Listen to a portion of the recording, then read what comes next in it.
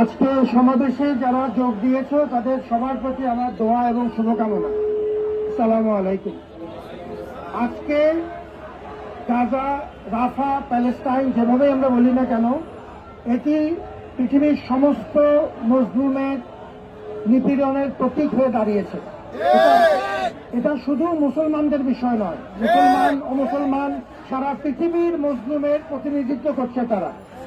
সুতরাং তাদের জন্য আমাদের দোয়া জারি রাখা, আমাদের সাধ্যমতো চেষ্টা করা একটি জরুরি দায়িত্ব, শুধু মুসলমান হিসেবে নয়, একজন মানুষ হিসেবে।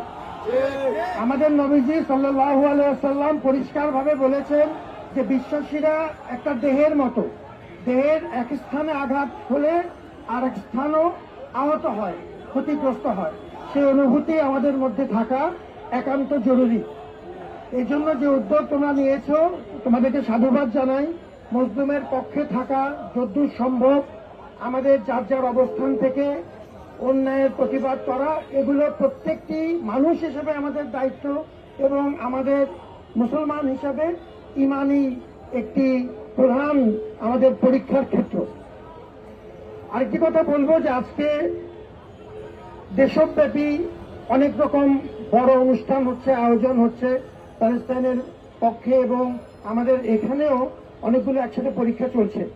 আমাদের সাবধান থাকতে হবে, আমরা যেন আমাদের এই কাজ এগিয়ে নিয়ে যেতে চাই, কিন্তু অন্যদের জন্য কোনো কষ্টের কারণ না হই।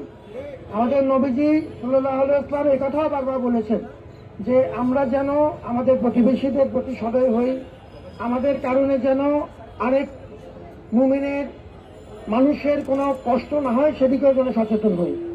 আমরা যেহেতু ঢাকা বিশ্ববিদ্যালয়কে প্রতিনিধিত্ব করি, আমাদের আরো বেশি দায়িত্ব আছে।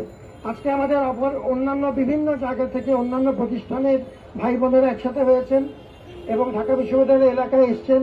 আমাদের চেষ্টা করতে হবে যেন আমরা শৃঙ্খলা বজিয়ে রাখতে পারি, তাদেরকেও সহযোগিতা করতে পারি।